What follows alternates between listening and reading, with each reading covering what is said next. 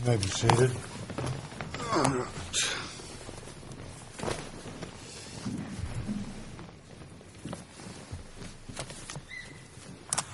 I want the record to reflect we're back in session. We've had an extended conversation. Mr. Winfield, if you'll stand up here, please.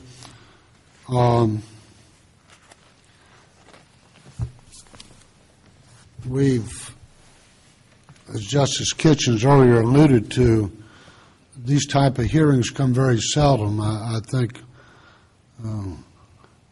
Justice King's probably been in appellate courts longer than all of us. I think he indicated maybe they had one in his court years ago. We are troubled that this is the third one that we've had this year, and in trying to compare those, quite frankly, Mr. Winfield, yours is the strongest demonstration of the failure of the way our system's working. The panel, after consultation, feels that there's been a lack of candor on your part. We're very concerned about the diligence that you've exhibited in the representation of your clients. We feel like that you've exhibited disrespect to the court and to the institution. And again, it's not to the individuals.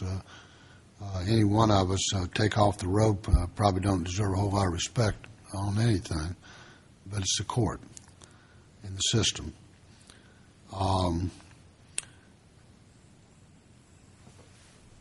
We are concerned about your stress that you don't have. I think perhaps you misunderstood what Justice King was trying to draw out of you, and you're trying to defend your right to practice law as opposed to being frank about the difficulties that surround you that keep you from doing it to the full extent of perhaps your abilities.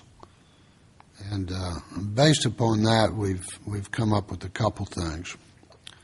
This court will issue an order as soon as it can be prepared that you have 10 days to contact the Lawyers and Judges Assistance Program,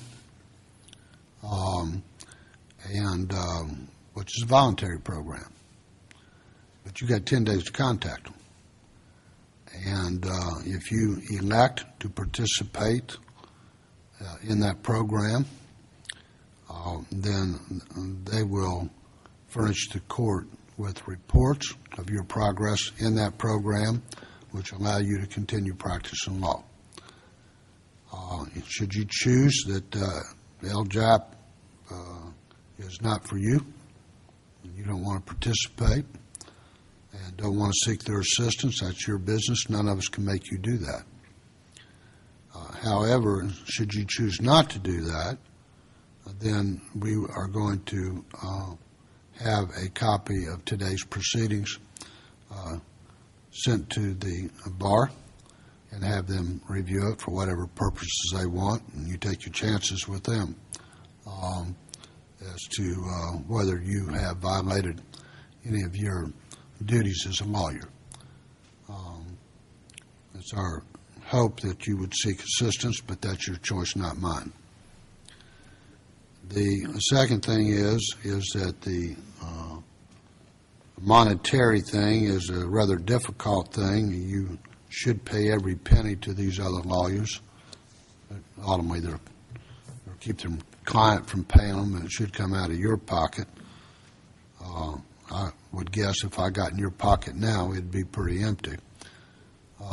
You indicated that when we came back in for the second proceeding today, and the court's going to modify its earlier opinion of 5 o'clock tomorrow, that you shall pay to this court as sanctions for your failure to appear today $500, but you're going to pay it to the court at $100 a month. Those payments will begin on June 1st. That'll be in an order. Thanks, Sean.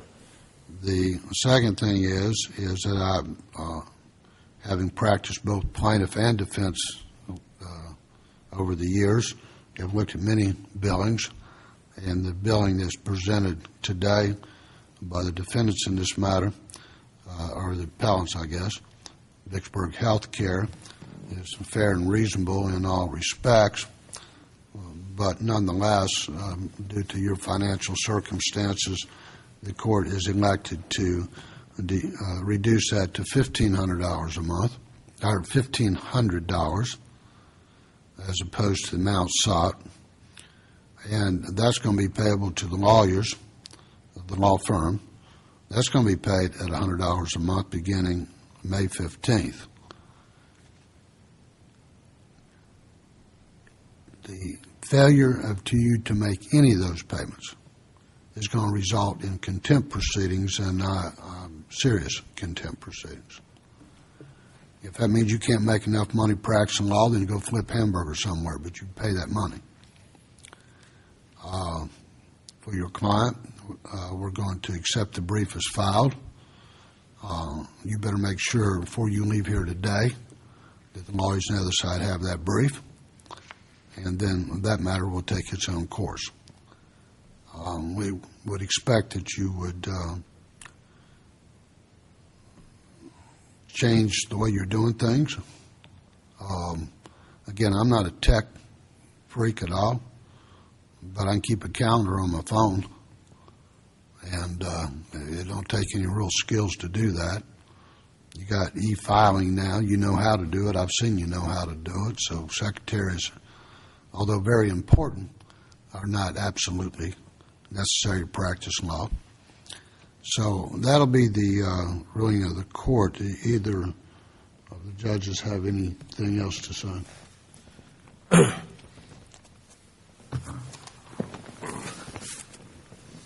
Mr. Winfield, I hope this helps you. Yes, sir. I've been interested in you as a lawyer, as a person, known about you for a long time, and am sorely, deeply saddened by the necessity of this proceeding this afternoon, and I hope the next time we see you it'll be under much more pleasant circumstances, and I wish you well in your life and in your practice. Thanks, Sean. Justice Kane? I, too, would take the opportunity to wish you well as you move forward. Like the other members of this court, I knew your father for many years back, and I recognize that the practice of law is one of the most stressful professions in which one can engage. Sometimes it's difficult to admit to oneself the depth of the stress he labors under in our profession. Please take advantage of the resources available to you through the Lawyers and Judges Assistance Program. That is one of the best benefits of being a member of the Mississippi Bar Association. It can do a great deal for you and ultimately for your family. Thanks, Sean. Now, I think that certainly the bar can direct you before you leave this building. Actually, just go down this hall and downstairs, I guess, to get to the bar area, and you need to check in that today. One other request of one of the justices that a copy of this order will be sent to the address and that you furnished of your client, so they will receive a copy of the order to be entered later today. Is that anything else from the court? All right. Yes, sir. I take it that our time to file a reply. We'll set a new briefing schedule. Well, you need to do two things. Thank you. Number one is, before you leave this building today, I expect you to go down to the clerk's office and fill out that form. It's got the right addresses. And if you got any other files, either here at the Court of Appeals, you fill out those court appearance forms. They're very important to everybody. So get that done today in this case. And then You probably don't have a copy of the brief with you, so when y'all get back to Vicksburg, when you, let's do this, since counsel opposite doesn't have a copy of that brief, you deliver it to them tomorrow, and then go ahead and send one here, because the brief that you presented here has not been filed anyhow. It'll be filed, we have it, but the clerk's office has not filed it. Do I need to do 5 of them again or do I just submit one tomorrow? Should be e-filed. Pardon? Should be e-filed. Do you want it? 5? E-filed. E-filed.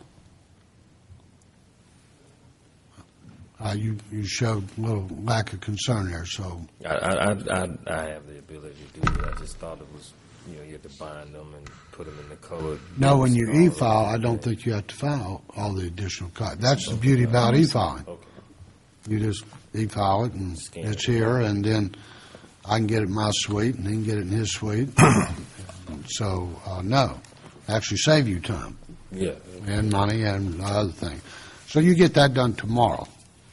And then that will start the period, we include that in the order that when his brief is filed, the normal time frame will kick in for you to file the response to the brief. And we'll look at it, and you may want to go back and study, make sure that is a good product before you file it. And that should take care of everything. And then you got the address. You got the address Yes, sir, I for the do. client? Okay. All right, well, then we stand adjourned.